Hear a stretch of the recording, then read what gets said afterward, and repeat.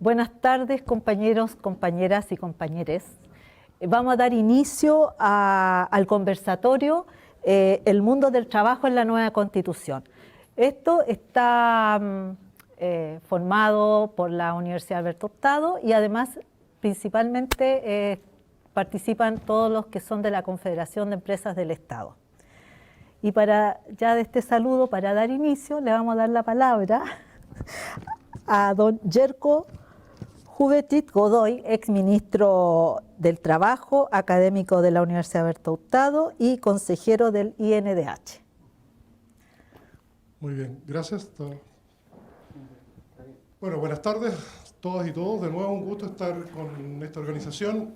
Tal como comentábamos alguna vez que tuve posibilidad de estar con ustedes, el esfuerzo de armar una articulación de las organizaciones sindicales del Estado siempre ha sido un objetivo muy relevante para el movimiento sindical chileno, así es que es un gusto estar en este esfuerzo tan exitoso que ustedes están realizando. Convocado a hablar sobre trabajo en la nueva Constitución, bueno, habría muchas cosas que decir, así es que voy a tratar de referirme a las que me parece que son las más relevantes.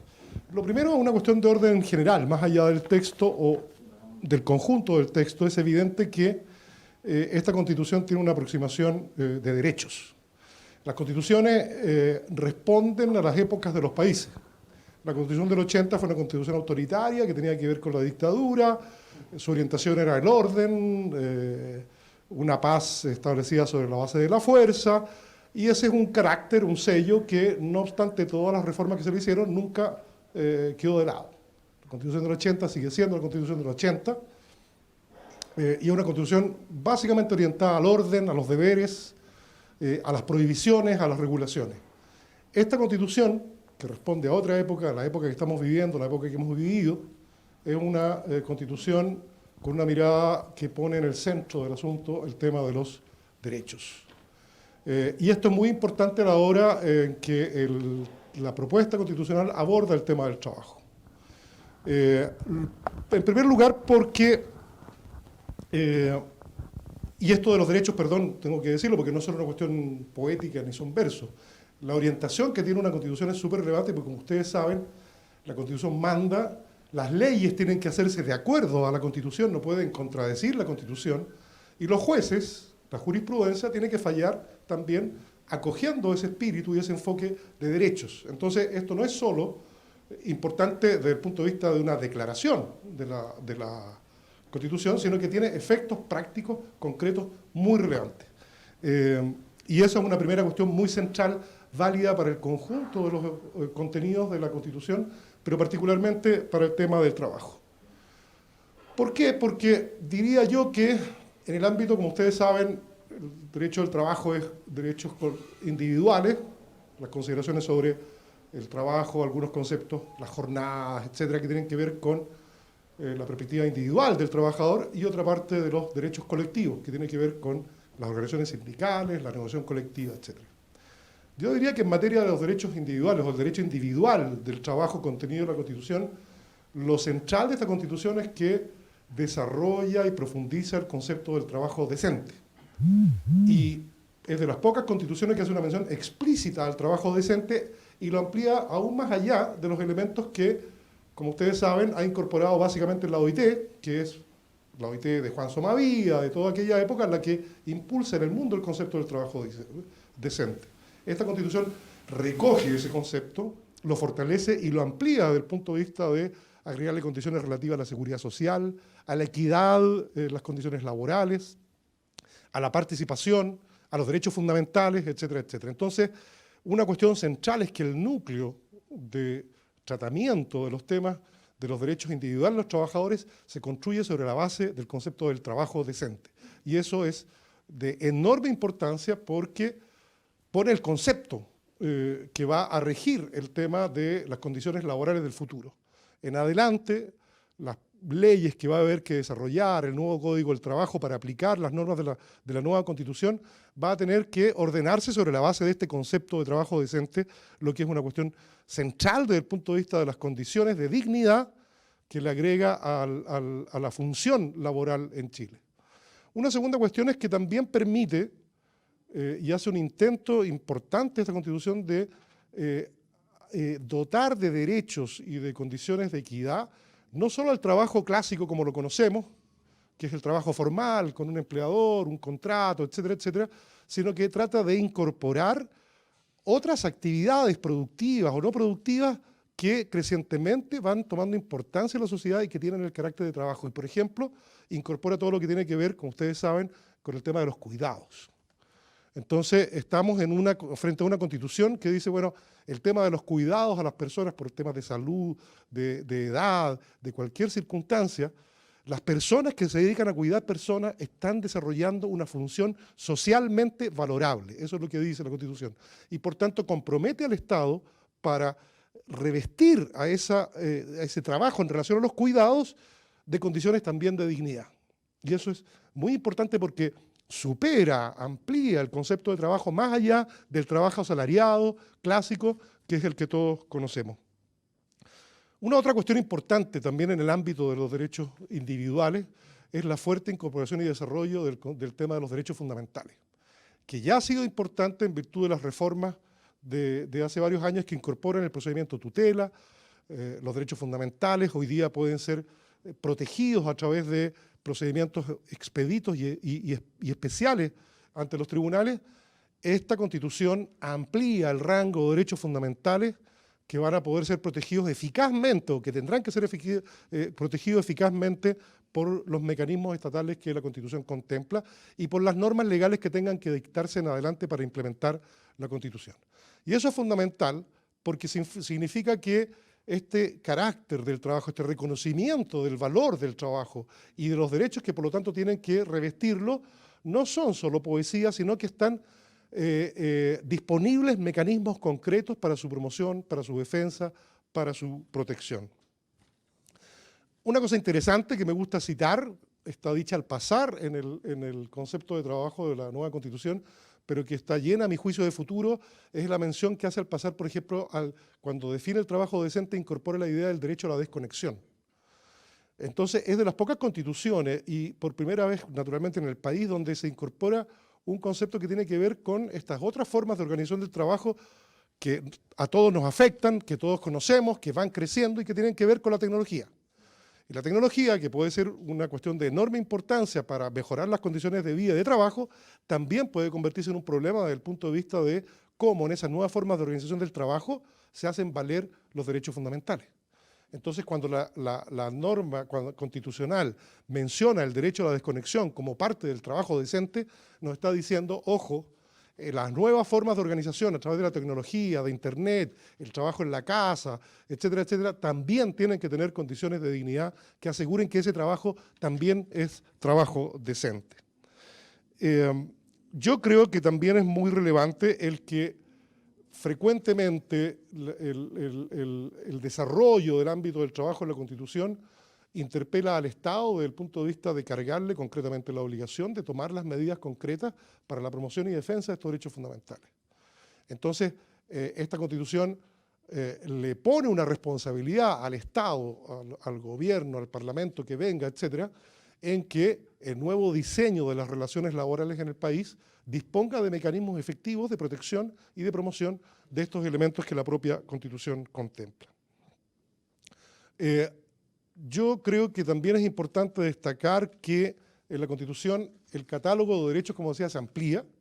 Hay claramente una cuestión que es bien interesante desde el punto de vista del trabajo, que es que la incorporación del concepto de los DESCA, o de los derechos económicos, sociales, culturales y ambientales, pero sobre todo de la forma en que hasta ahora en los tratados internacionales de derechos humanos, relativos a derechos económicos, sociales, culturales y ambientales, se refiere a estos asuntos cuando le impone al Estado la obligación de tener políticas progresivas, de aplicar recursos, de avanzar, de tal manera que afirma esta idea, que es central en esta Constitución, de que lo que estamos haciendo a través de ella no es solo formular una declaración de buenas intenciones y buenos propósitos, sino que dotarla de mecanismos concretos y de obligaciones del Estado para avanzar en la dirección que la Constitución plantea.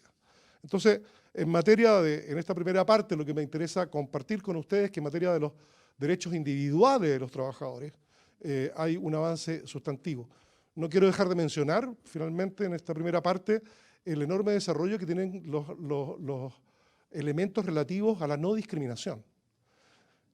Primero, los elevan al nivel constitucional. Como todos sabemos, las fuentes fundamentales a través de las cuales hoy día se combate la discriminación en el trabajo, la brecha salarial, de género, etcétera, y múltiples formas de discriminación tienen básicamente fuentes legales. Tienen una fuente constitucional muy precaria y es básicamente el desarrollo que se dio en las últimas reformas al Código del Trabajo, donde se incorporan interpretaciones efectivas y específicas al tema de la no discriminación. La novedad importante, súper positiva de esta Constitución es que la propia Constitución desarrolla y profundiza el concepto de la no discriminación, no solo referido a los clásicos brecha de género entre hombres y mujeres, sino que a todas las formas de discriminación que puedan afectar la dignidad en el trabajo. Y esa es una cuestión súper relevante porque las discriminaciones con las que nos encontremos, contra las cuales luchemos en el ámbito del trabajo, los vamos a hacer con una Constitución como elemento fundamental a partir del cual nos apoyamos para terminar con cualquier forma de discriminación que se dé en el mundo del trabajo. En esta primera parte, creo que son los elementos esenciales de lo que podríamos decir son los derechos individuales, pero sobre todo, que a los que nos vamos a referir en la segunda parte, tendrá que ver con derechos colectivos, donde vienen, como ustedes saben, los aportes o las novedades más relevantes de la propuesta constitucional. Gracias, don Yerko. ¿Alguna pregunta? Vamos a hacer 3 preguntas por el tiempo, para después darle paso a don Álvaro Soto. Es que al final, ¿sí? De segunda parte ya. Entonces, ahora vamos a estar con don Álvaro Soto. Digo yo que él haga su segunda parte. Al tiro, ¿sí? Ah, ya, démosle entonces, como los invitados prefieran, a la carta. Aquí estamos viendo la distribución del trabajo. Bueno, ok. Sí, además porque probablemente, dado el carácter de esta reunión y los objetivos que ustedes persiguen en la Confederación, el tema de los derechos colectivos es muy fundamental. Y bueno, esto se ha dicho mucho, y creo que es bueno decirlo. Aquí hay un cambio enorme entre lo que nos ofrece la propuesta constitucional y la situación en la que nos encontramos hoy día. Y aquí es donde quizás se refleja con mayor claridad esto que decíamos al principio, de que las constituciones responden a las épocas, al espíritu de la época del país cuando se dictan, digamos. Y aquí hay una valoración del tema de los derechos colectivos que no tiene parangón ni comparación alguna con la Constitución vigente. La Constitución vigente es una Constitución básicamente marcada por la restricción, la prohibición. De hecho, como ustedes saben, las referencias a huelga son casi indirectas. No, es como una especie de, se asume como un mal necesario en un precario desarrollo del tema de los derechos colectivos. La regulación de la negociación colectiva está restringida y acotada al tema de la empresa. Se avanzó finalmente con algunas excepciones, pero se mantiene un enfoque prohibitivo, un enfoque regulatorio, un enfoque restrictivo de los derechos colectivos, y particularmente la negociación colectiva del derecho y del derecho de huelga, que esta Constitución nueva viene a romper. Y viene, yo diría, aquí hay gente especialista desde el punto de vista de los empresarios que están un poco escandalizados de cómo la nueva Constitución trata temas como la huelga, la negociación colectiva. Y yo creo que es bueno decir que lo que hace esta Constitución, por primera vez en la historia del país, pone a nuestra legislación y a nuestro marco constitucional del trabajo en el estándar internacional de la OIT. Nada de lo que está aquí contemplado en la propuesta constitucional va más allá de lo que son los convenios de la OIT en materia, por ejemplo, de libertad sindical. Lo que pasa es que somos un país que hemos vivido muchas décadas alejados de esos estándares, muy lejos de esos estándares, con deficiencias enormes desde el punto de vista de cumplir con nuestras obligaciones en la medida en que suscribimos esos convenios de la OIT. Lo que hace esta Constitución es ponernos al día en esa línea. Y lo hace claramente en materia de derechos colectivos, particularmente de libertad sindical, donde pasamos de una perspectiva restrictiva, prohibitiva, donde más o menos te dicen lo que puedes hacer y todo lo demás no puedes hacerlo, a un cambio de enfoque que es radical.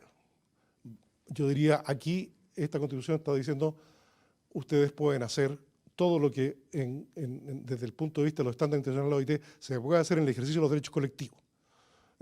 Pasamos de una Constitución prohibitiva y regulatoria a una, como dice algún académico, a una Constitución posibilitadora. Todo ahora se vuelve posible. No basta lo que diga la Constitución. Las organizaciones sindicales son las que tendrán que decir cómo ocurre esto en el futuro, pero aquí hay unas bases constitucionales que son extraordinariamente positivas desde el punto de vista del ejercicio cabal de los temas relativos a la libertad sindical. Como ustedes saben, la libertad sindical son básicamente tres elementos: la organización sindical, la negociación colectiva y el derecho de huelga. En materia de organización sindical, esta Constitución avanza en la total autonomía de las organizaciones y dice expresamente que las organizaciones sindicales podrán organizarse y darse sus normas estatutarias con la más absoluta libertad y que nacen por el solo hecho de depositar sus estatutos en el organismo correspondiente. Es decir, el nivel organizacional, las modalidades organizacionales quedan entregadas a la decisión democrática de los afiliados a las organizaciones sindicales.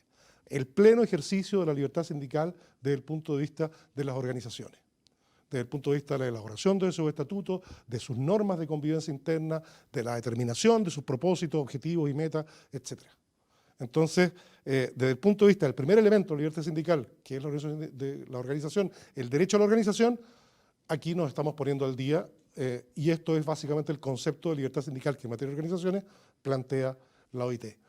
Lo abre y lo universaliza también, porque estas disposiciones son, a diferencia de lo que ocurría antes, válidas para el conjunto de los trabajadores, sean del sector público o del sector privado, lo que también es muy relevante.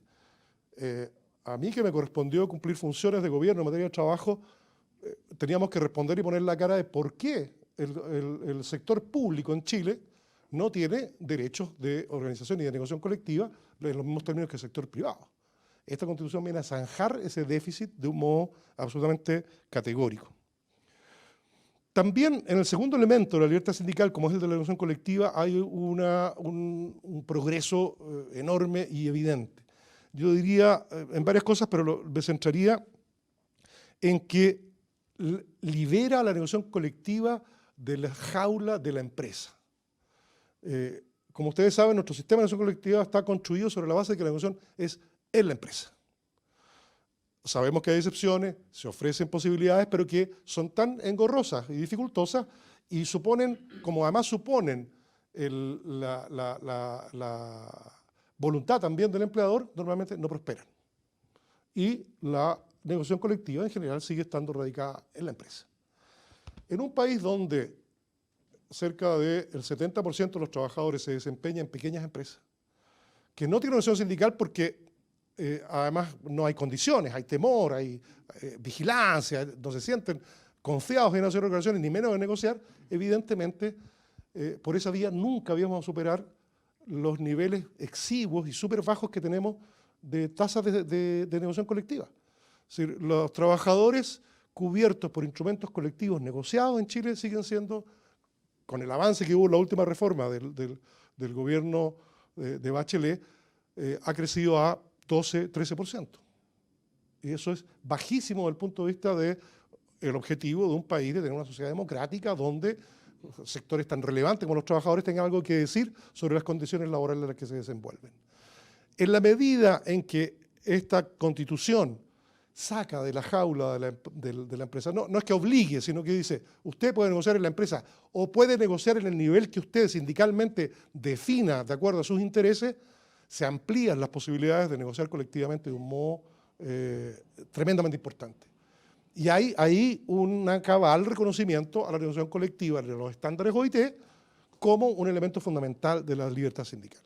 Entonces, lo que esta Constitución abre es la perspectiva de negociaciones de verdad, negociaciones donde se discutan cuestiones que afecten y que beneficien efectivamente a la mayor parte de los trabajadores chilenos y no a aquellos que tienen la suerte, el privilegio o la oportunidad de estar afiliados a grandes empresas públicas o privadas con grandes organizaciones sindicales, que está muy bien, pero que es una realidad distinta a la que tiene la mayoría de los trabajadores.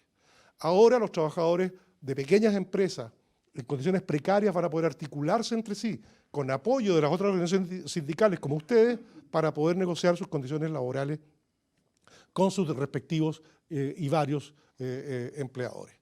Entonces eso, desde el punto de vista de una sociedad democrática, una sociedad de diálogo, de negociación, donde este tipo de cuestiones tengan que ver no solo con la voluntad unilateral del empleador, sino que sean convenidas y negociadas con los trabajadores, es un avance extremadamente sustantivo. Y lo mismo ocurre con el tercer elemento de la libertad sindical, como es el derecho a huelga, que pasa de ser mencionado indirectamente en el texto constitucional vigente a establecerse en los términos que internacionalmente se reconocen al derecho de huelga. Es decir, que solo puede estar limitado, sí, y de hecho la Constitución, la propuesta constitucional es explícita, ninguna ley podrá prohibir ni restringir el derecho de huelga, y solo podrá haber restricciones que estén asociadas a asegurar la salud y seguridad en actividades vitales para la población, como cuestión absolutamente excepcional.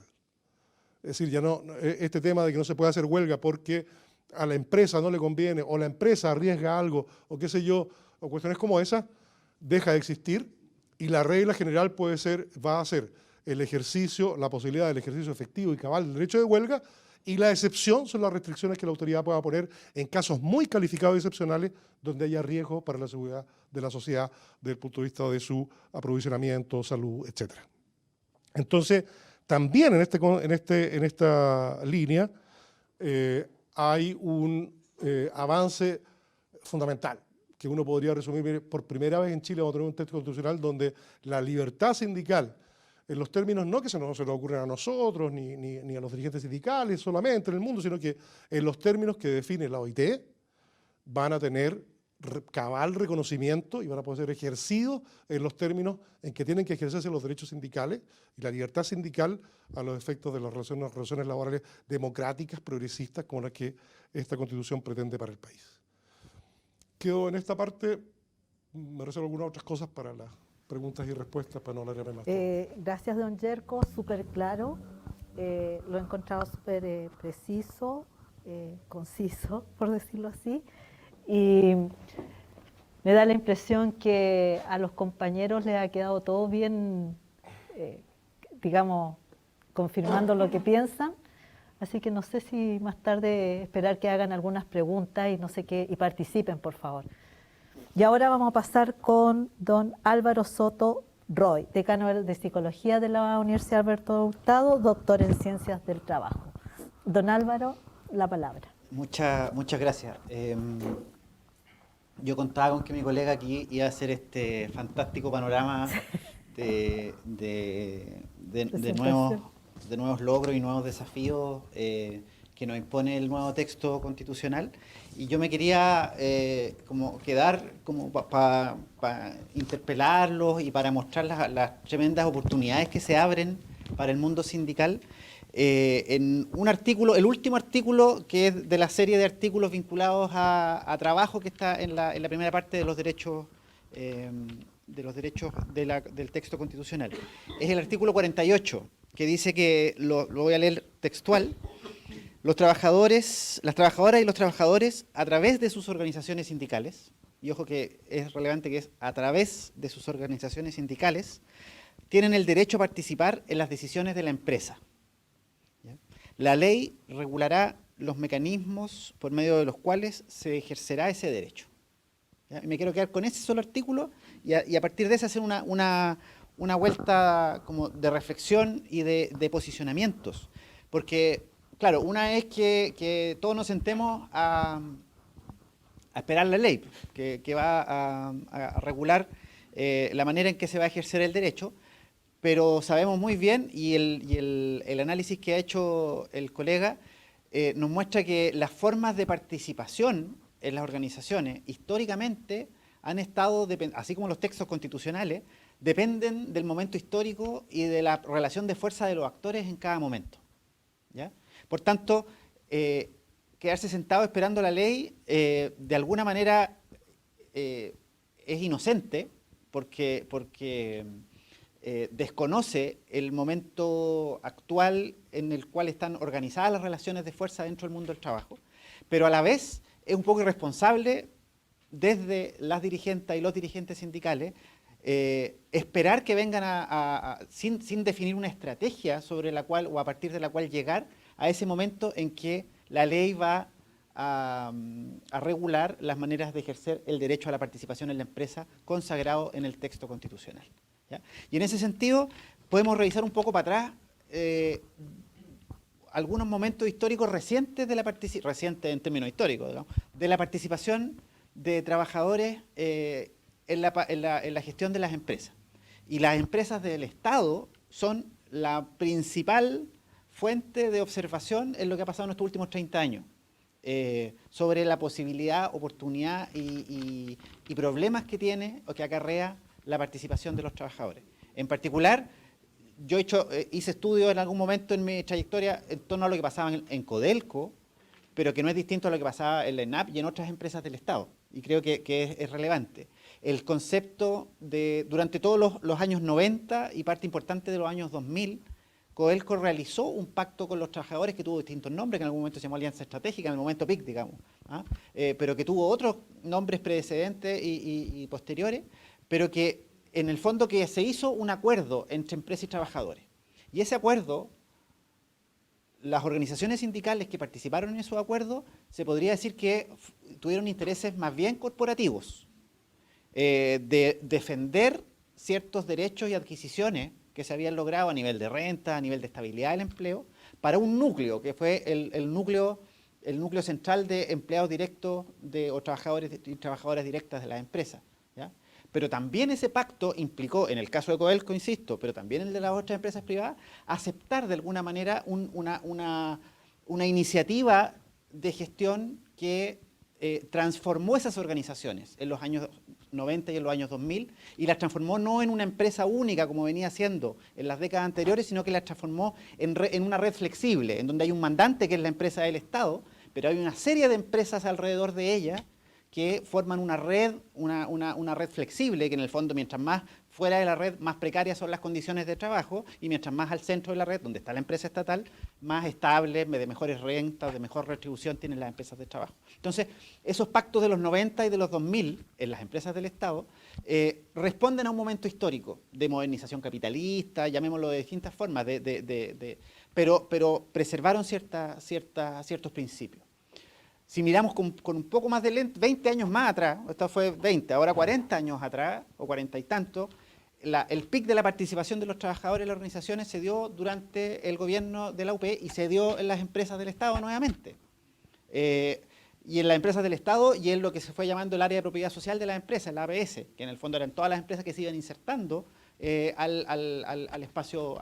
Y ahí se hicieron normas el año 71 y que estuvieron vigentes durante 2 años, y tenemos una experiencia que fue lamentable y letalmente truncada de un día para otro. Pero en los 2 años en que estuvo presente las normas de participación en las empresas, el movimiento sindical que llegó a participar y que impulsó y que generó esa forma de comprender la participación en la gestión de las empresas, se vio interpelado internamente también, ¿ya? Entre una posición heredera de experiencias previas de los años 60, por ejemplo, la lógica como de las organizaciones laborales italianas, cierta tradición muy comunista, de señalar que las organizaciones sindicales participan en la gestión negociando las condiciones de trabajo, pero desde un rol de negociación y de distancia a las opciones de gestión que va tomando la administración de la empresa, versus otra lógica de participación, que es típicamente la alemana, que es de cogestión, que los trabajadores entran al espacio de la gestión y al espacio de las decisiones organizacionales. Las normas de participación durante la UP combinaron esos aspectos. Y habían 2 instancias, el comité de administración y el consejo de administración o de representación de las unidades de trabajo, en donde habían representantes de los trabajadores definidos directamente en los talleres, en los espacios de trabajo, y luego en el ente de administración de la empresa, que no eran los dirigentes sindicales. Y el movimiento sindical se vio tensionado, fuertemente tensionado durante esos 2 años, y al momento del golpe, porque chocaban visiones sobre qué es lo que es, y hubo casos, insisto, estoy partiendo del caso de Codelco, pero que se puede ampliar. Hubo casos como un caso en Chuquicamata, en donde se estableció un conflicto muy fuerte entre las organizaciones sindicales y las instancias o los comités de administración en donde estaban representados los trabajadores. Hoy día el texto constitucional, que partí leyendo ese artículo, señala que son los sindicatos los que van a participar en la organización o en la gestión de la empresa. ¿Ya? Entonces va a haber que definir, en el marco de la posibilidad de que los sindicatos definan ellos el nivel de organización, ¿a qué estamos hablando? Si es que estamos hablando de la empresa mandante en el caso de ustedes, o si estamos hablando de las condiciones de trabajo o de la participación en la gestión de las empresas de esa red público-privada que se forma en torno a vuestras empresas, en torno a los procesos de trabajo de vuestras empresas. Es un mundo que viene a, o sea, es un desafío enorme de organización para el mundo sindical, es una oportunidad enorme de tomar peso, pero requiere posiciones, requiere discutir el sentido que tiene participar en la gestión y de qué manera se van a hacer esas participaciones en la gestión. Insisto, para llegar a la definición de una ley con una posición clara de parte del mundo sindical. ¿Qué creo yo? Que las decisiones que va a tener o las oportunidades del mundo sindical de participar en la gestión de las organizaciones están mediadas por transformaciones relevantes que están pasando hoy día en las empresas, ¿ya? Hoy día la empresa, a diferencia de esas empresas de los años 70, incluso de los años 90, no solo gestionan a través de estructuras y normas, estándares productivos y de la posición de quienes, con la centralidad de quienes toman las decisiones, los jefes, ¿ya? Se dice que el siglo XX fue el siglo de los jefes, por la importancia que tuvieron.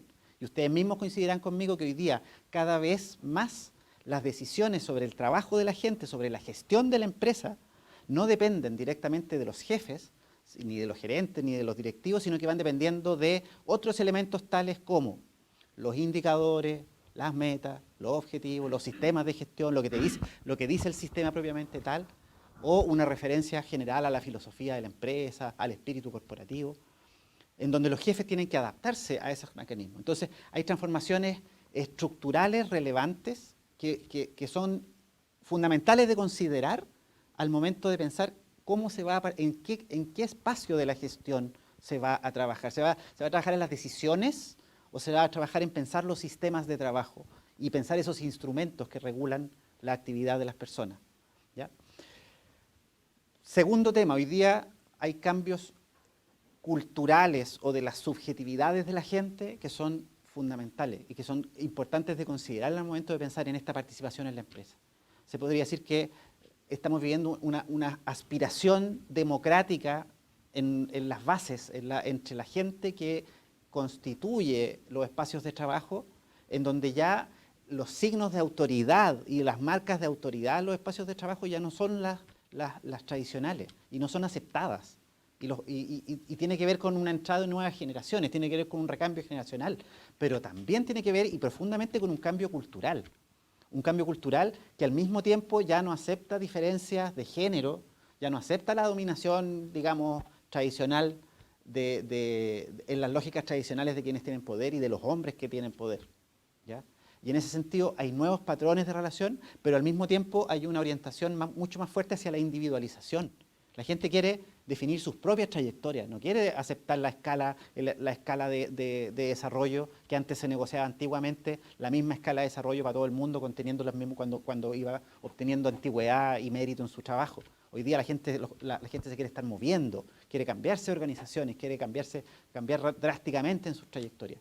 Y esos cambios y hacia la primacía del individuo, de lo que me toca a mí, más que del factor colectivo, es un desafío que en ese sentido se establece como una amenaza a la posibilidad de organización, ¿ya? Y ahí es donde y con esto voy cerrando mi intervención.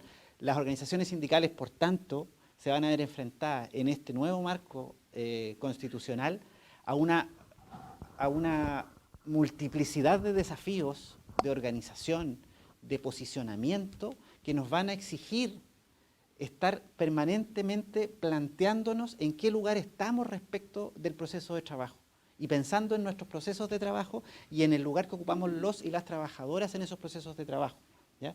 Y la participación, por tanto, responde a factores democráticos, pero también responde a anhelos de lo que yo quiero influir en las condiciones de mi vida. Y eso el mundo sindical debe ser capaz, porque el texto constitucional lo amarra, debe ser capaz de recuperar, de recoger las transformaciones culturales y estructurales que están ocurriendo hoy día en el mundo del trabajo, ¿ya?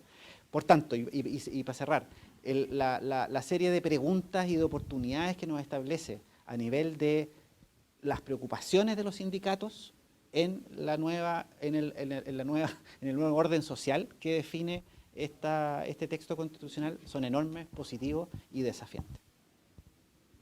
Gracias, profesor don Álvaro Soto. Bueno, está de más decir que estamos en un conversatorio en el mundo del trabajo de la nueva Constitución, que también es una transmisión vía Zoom. Y ahora vamos a entrar al bloque de las preguntas. Así que le damos la palabra aquí a los asistentes. ¿Quiere hacerle preguntas a nuestros invitados? De Aníbal. Yo tengo preguntas para ambos. Para ambos. Don Yerko, el hecho de que... Voy...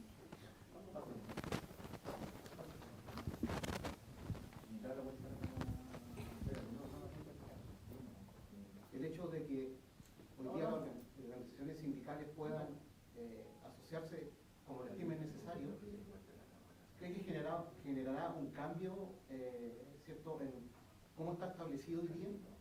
Y la segunda, cuando hablamos de negociación colectiva que sale fuera de la empresa, ¿eso necesariamente podría generar un cambio en que los sindicatos ya no estén asociados a una empresa? Es una posibilidad, porque tal como decíamos, lo que hace la Constitución es dar el más amplio campo, el más amplio margen para organizarse. Libera, ustedes se acuerdan de que antiguamente el Código del Trabajo definía, el sindicato es de empresa, interempresa, de trabajadores eventuales o transitorios, y la federación es esto, y la confederación es esto otro, y la central es esto otro. Todo cuadradito y ordenado. El problema ese no es el problema, el desafío que tenemos en los términos que Álvaro planteaba es que ahora pasamos a otro mundo, donde ya no están escritas las reglas, sino que lo que está escrito son el espacio y el derecho a imaginarse y a pensar creativamente cómo se va a organizar. Y yo creo que, a propósito de tu pregunta, eso debiera ocurrir en términos prácticos y concretos. Creo que vamos a tener naturalmente, en la medida en que la relación entre negociación sindical y negociación colectiva es evidente.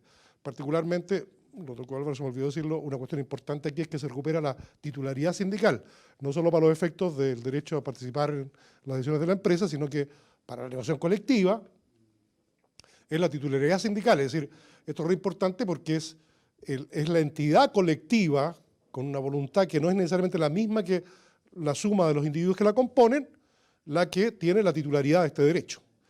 Ese derecho, en la medida de cómo se ejerza, yo creo que va a condicionar la evolución de las organizaciones. Entonces, probablemente tengamos, me imagino yo que una posibilidad es que tengamos una evolución o un tránsito desde un movimiento sindical que descansa mucho en las organizaciones sindicales de empresas, porque ahí es donde se produce la negociación, ahí está el sentido de las cosas, a una que probablemente explore otras formas de articulación en la medida en que la negociación sale de la empresa. ¿Qué pienso? Si hay sectores de la economía, hay algunos sectores que van a ir más rápido que en estos otros, porque tienen organizaciones sindicales constituidas, porque tienen una cierta tradición.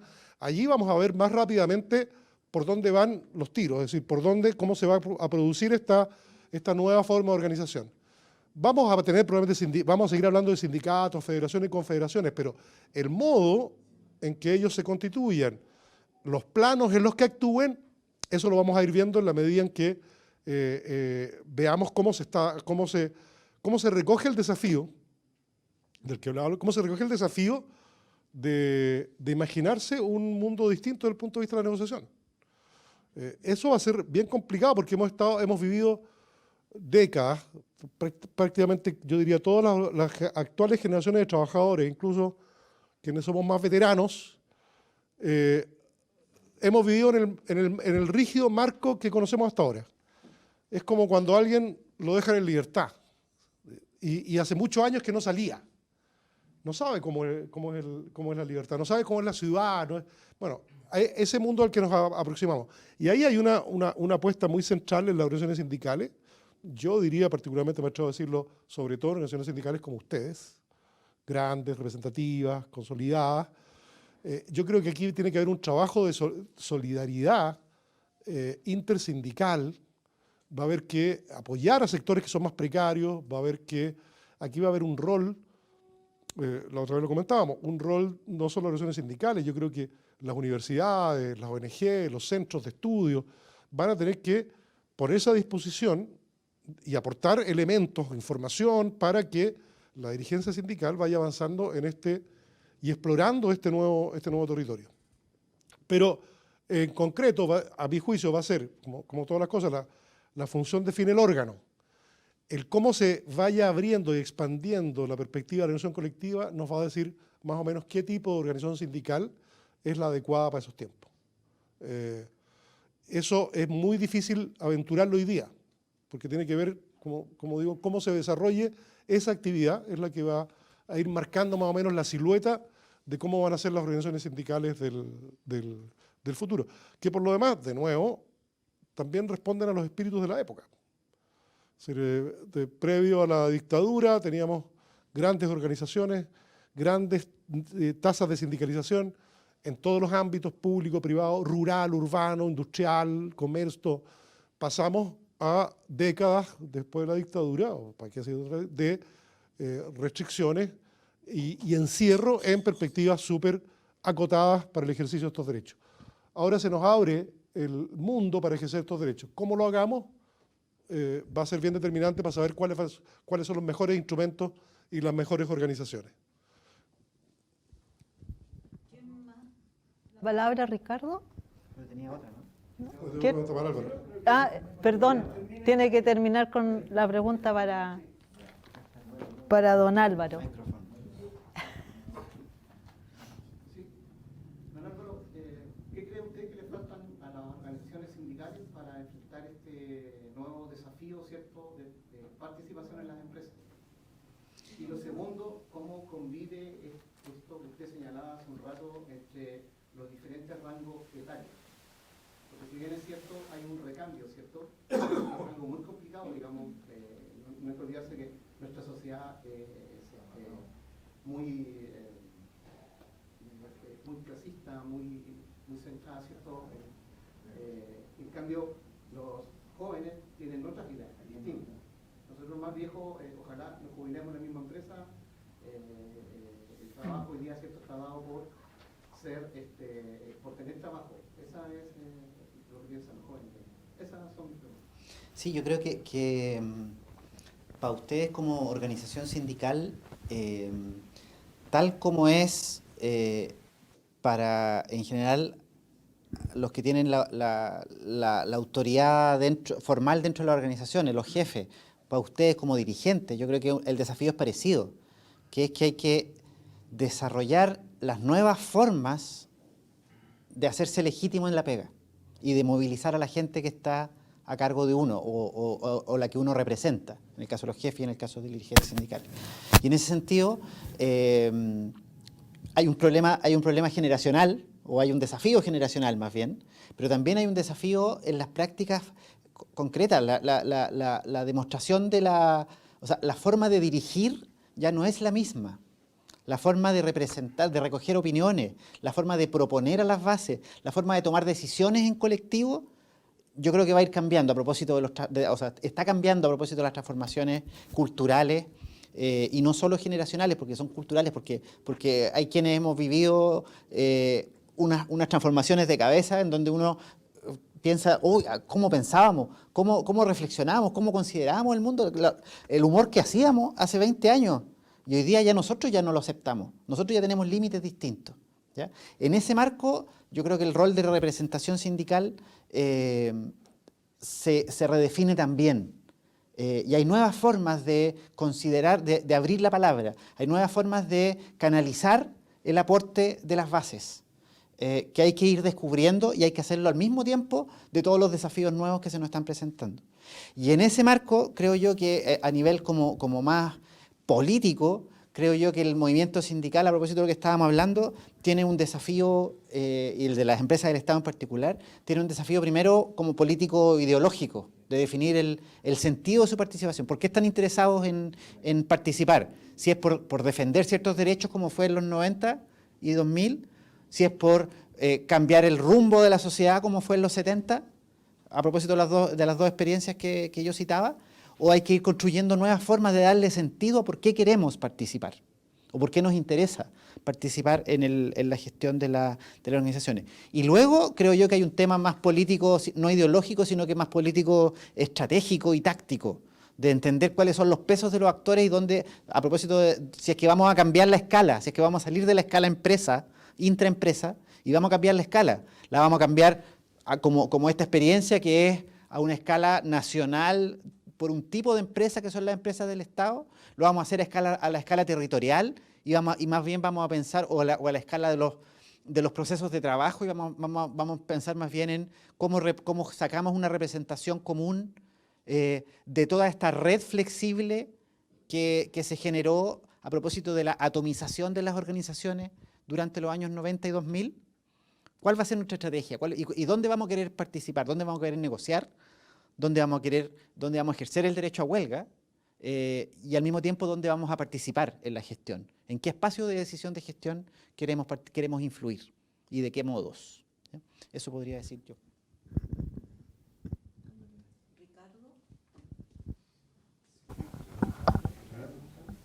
Renato primero. Renato. Hagamos las dos preguntas y ¿Ya? Sí. Hagamos las tres preguntas y ahí cerramos. Ya, ¿a quién le va a preguntar? No, a quien quiera responder. Sí, no, súper, hay hartas preguntas, pero una básicamente. Hoy día las empresas del Estado están impulsando esto de la alianza estratégica, los pactos estratégicos, proyecto común de empresa, etc. Entonces, a la luz de la reflexión que se plantea, ya más allá del tema constitucional incluso, la pregunta tiene que ver con las dos cosas. Los actores de esa alianza eran los trabajadores directos y sus organizaciones y los responsables de la empresa, y el Estado llegaba ahí como que santificaba la situación. A partir de lo que escucho, digo, chuta, esos actores que antes fueron los de la alianza, el proyecto común, parece que no bastan hoy día para hacer una nueva alianza, sobre todo pensando en lo territorial. Entonces hago la pregunta así como, oye, y segundo, ¿cuál debiera ser, así como los actores mínimos, la agenda mínima, una agenda mínima de una alianza? Y, por ejemplo, ¿qué rol juegan ahí los temas, a propósito del tema de la individualización y el del dolor individual y el sufrimiento individual, qué rol juega ahí en esa agenda la salud mental, desde el punto de vista de ustedes? Sí. Yo quería preguntarle a Yerko. Principalmente quiero especificar, por ejemplo, nosotros pertenecemos a un sindicato que es federado de la Federación del Petróleo, pero somos un sindicato privado. Y a través de los años siempre nos ha tocado lidiar con el asunto de la empresa estratégica. Y lo que tú explicabas ahí de la nueva Constitución parece que no abarca mucho cambio, o si existirá otro mecanismo de cambio para poder de alguna forma especificar las empresas que realmente son estratégicas.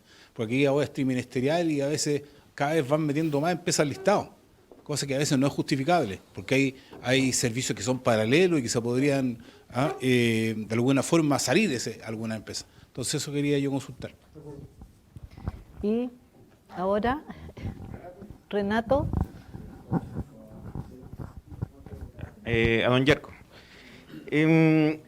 Hace algunos años, una de las últimas reformas laborales se instauró la institución de los servicios mínimos.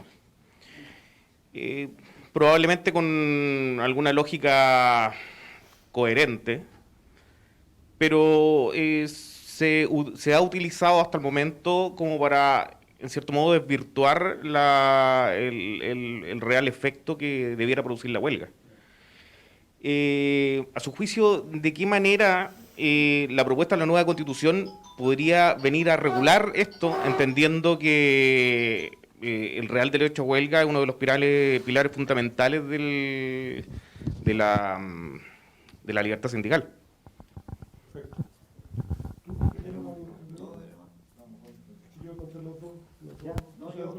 Sí, yo muy breve. El tema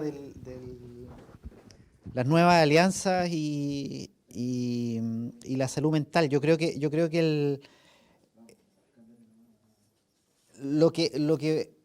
uno de los desafíos, creo yo, para el mundo sindical es movilizar las vivencias que están teniendo las personas hoy día en el trabajo y, como lo dije recién, la experiencia de las personas del trabajo se da muy fuertemente a nivel individual hoy día.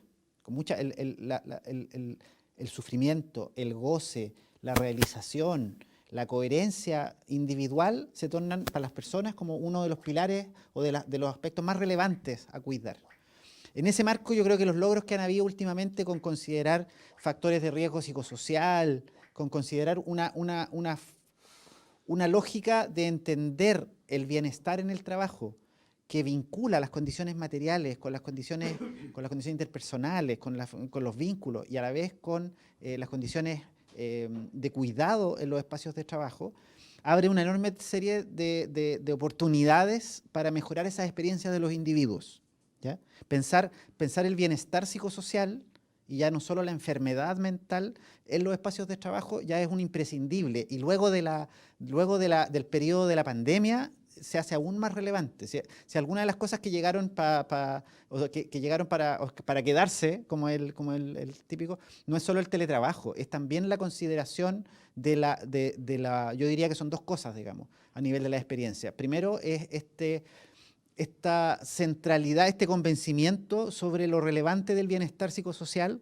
del bienestar personal en el espacio de trabajo y en la vida en general. Y la segunda es esta relación que el colega hacía referencia hace un rato, esta relación entre trabajo y cuidado. Trabajar ya no es solo, o sea, para las mujeres siempre lo ha sido. Trabajar es trabajar y cuidar. Y son las dos responsabilidades. Yo creo que lo que cambió es que para muchos, sobre todo muchos hombres, ese principio de que el cuidado era una labor de otros, afortunadamente está cambiando, o hubo un remesón que creo yo llegó para quedarse. Y en ese marco creo yo que las dirigencias sindicales y la agenda sindical ponga en su centro el tema del bienestar psicosocial de las personas, es una tremenda oportunidad y es un factor también de éxito, creo yo, para la actividad sindical. Muy bien. Las dos preguntas están bastante relacionadas, así es que yo creo que, a ver, aquí va a haber un cambio, quizás va a ser de los cambios más evidentes. Todo esto tiene que ver con la futura normativa. Esta nueva constitución va a dar lugar a un nuevo código del trabajo desde el punto de vista, al menos en materia de los derechos colectivos. Claramente va a tener que tener un tratamiento muy diferente al que conocemos hoy día en el código. Y uno de los aspectos que va a cambiar sustancialmente es este concepto de servicios mínimos o de labores, toda la terminología que se ocupa finalmente para excluir por la lista esta de empresas que no pueden declarar la huelga, están obligadas a la mediación, ¿no es cierto? Dicho sea de paso, les cuento que cuando era tan precaria son tan precarias las condiciones para la negociación colectiva en la actual Constitución, bueno, y lo eran hace 15 años atrás, mucho más, que yo recuerdo haber recibido en el ministerio a sindicatos que pedían quedar en la lista, porque sabían que cualquier mediación les iba a ir mejor que si negociaban. Entonces, siempre lo uso como ejemplo del extremo al que se puede llegar cuando tienes una mala norma de negociación y cuando no estableces los derechos fundamentales que la tienen que caracterizar. Una de las cuestiones tiene que ver con ese tipo de instituciones. Una, el listado de organizaciones excluidas. Eso tendrá que ser probablemente objeto de una restricción muy evidente. Aquí tenemos empresas que, por ejemplo, por desarrollar servicios que uno podría presumir como estratégicos de energía, incluyen en la provisión de negociar a miles de trabajadores que se desempeñan en cuestiones absolutamente alejadas de la actividad de producción de energía en el evento y consideráramos que eso fuera estratégico. Entonces, las actuales normas son claramente, expanden el nivel de prohibición. Lo que hace esta Constitución es ponerse en el otro lado exactamente, y de hecho dice la huelga jamás podrá prohibirse. Y a continuación dice, y solo la ley podrá restringirla, y usa la fraseología relativa a la seguridad de la sociedad en los términos correctos, a propósito de los servicios mínimos, que es los servicios mínimos tal como están definidos hoy día, se apartan de la lógica OIT, por ejemplo, el estándar OIT, porque van mucho más allá. Y todos tenemos, ustedes mucho más que yo, la experiencia de estar negociando con la empresa, cuánta gente tengo que ponerle para que le cuide los bienes a la empresa. Entonces, eso es una mirada, digamos, vigente con base en la actual Constitución y en las normas que se han hecho a partir de esa Constitución, que es claramente expansiva desde el punto de vista de las restricciones y restrictiva desde el punto de vista de los derechos. Aquí lo que debería ocurrir es exactamente lo contrario, por tanto va a venir una reformulación y probablemente en términos prácticos, ¿qué va a significar eso? Que si una empresa, que en el contexto de una negociación o una más empresa, les preocupa efectivamente que haya ciertas cosas, ciertos procesos que no se puedan interrumpir, porque más que un tema de seguridad, es un tema económico de tal magnitud que puede comprometer, bueno, el sindicato tendrá que estar de acuerdo o no, pero no va a estar obligado a ceder a esa pretensión. Solo podrá llegar a acuerdos en la medida que considere que, por ejemplo, es coherente con sus propósitos de la negociación.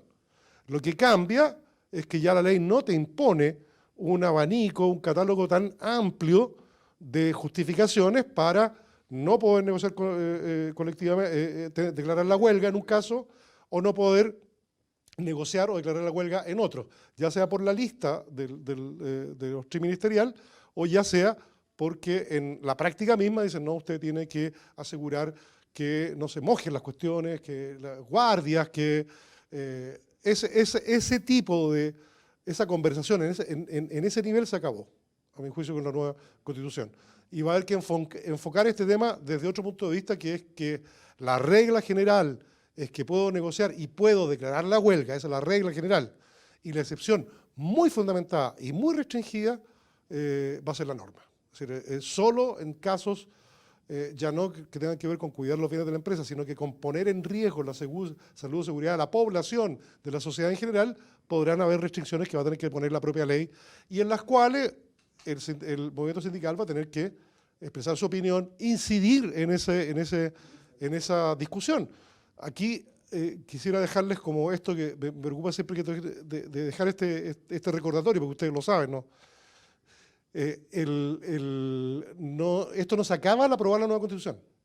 Aprobar la nueva Constitución hay que darle forma normativa, forma legal y administrativa a todas las instituciones, mecanismos, sistemas que permiten implementarla.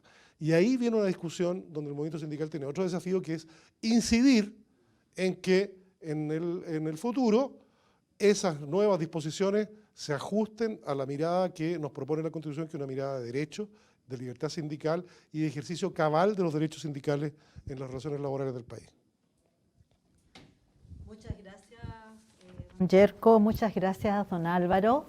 Ha sido una muy buena jornada, bastante clara. Yo creo que a ninguno le ha quedado ninguna duda sobre esta exposición.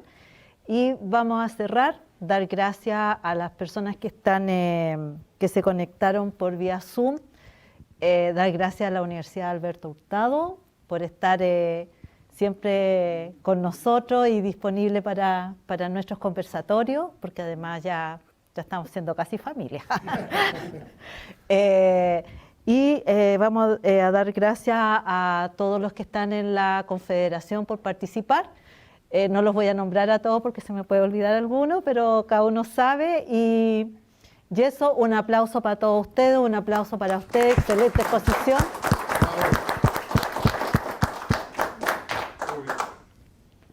Y nos vemos en la próxima. Sí.